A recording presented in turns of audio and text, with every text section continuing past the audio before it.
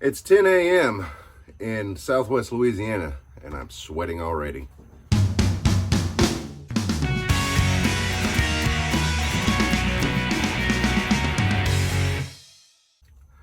It's important to have water, stay hydrated, especially when you're sweating this much. My goodness, it is humid.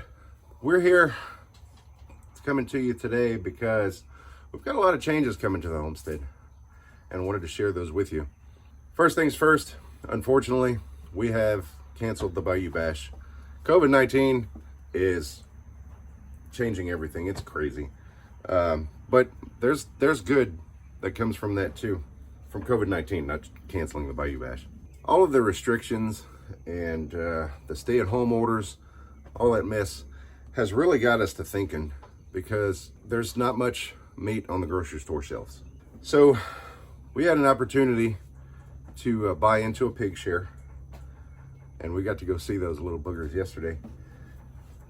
So we're gonna get half of one of these pigs once they're grown up, and we're gonna participate in the slaughter and the butcher, and we're gonna get potentially hundreds of pounds of pork meat to put in our freezer.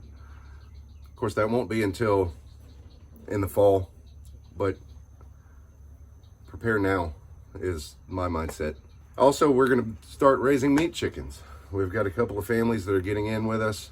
We're going to raise the birds here, sort of a chicken share, and we're going to grow out the chickens here, and then those couple families are going to come over and help butcher, and then we're going to disperse that meat, which is great because these are opportunities to source meat from a different place from your grocery store, which is an amazing idea right now. So much potential.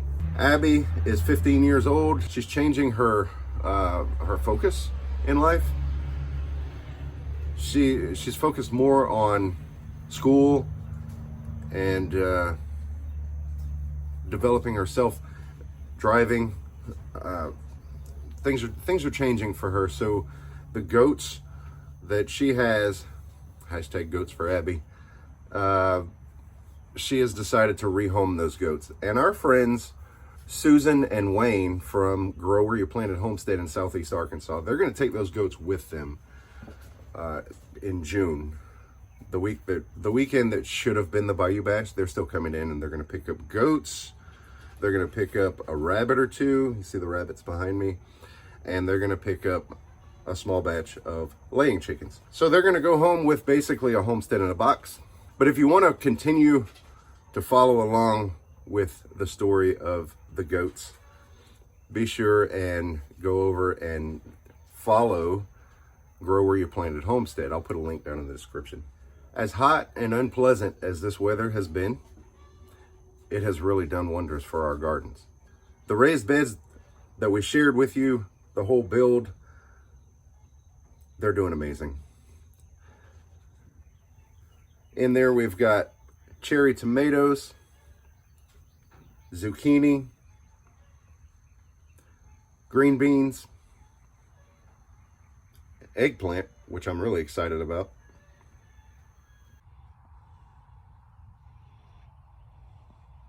and the bees are coming in and they're loving hanging out on the nasturtiums, the comfrey, and the borage. Those are flowering plants that we plugged in amongst our veggie plants to encourage the bees to come in, and it's working. Right next to the raised beds, we have an in-ground garden that includes varieties of tomatoes and peppers, and they're starting to produce too. Our elderberries are in full bloom. They're loving it. In a couple months, we're going to be harvesting berries from all of these blossoms. We're starting to see fruit on our other fruit trees. We've got bananas, apples, and lemons. All immature fruit on the trees. However, our satsuma, which is a type of orange, it hasn't even flowered this year. So we may skip this year as far as making satsumas, but that's okay. Last year we got about a dozen on this tiny little tree, but hopefully next year we'll do even better. The okra that we planted a couple of weeks ago from the seed that we've been saving for years and years, we save the seed every year. The okra is starting to break ground and it's doing pretty good. It's kind of sparse as far as the germination rate, but I think we're gonna make plenty of okra for us at home and for us to share. The Armenian cucumbers that we planted on recommendation of Prepsteader Bob when he was here are doing good. We actually harvested our first one this morning and we're eager to try it. We did start to get some powdery mildew on the Armenian cucumbers, and a lot of that has to do with these evening showers that we've been getting. On all gourds, cucumbers, zucchinis, squash, melons, they're all very susceptible to the powdery mildew, which is a fungus that attacks the leaves. And we've been treating that with some baking soda dissolved in water as a spray on the leaves.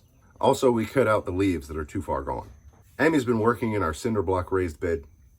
That's the bed that houses most of our herbs and Swiss chard that we grow as a hot weather green here in Southwest Louisiana. The humidity and the heat don't really allow us to grow much like lettuce or traditional spinach, things like that. We also do have Malabar spinach, which is doing really, really well.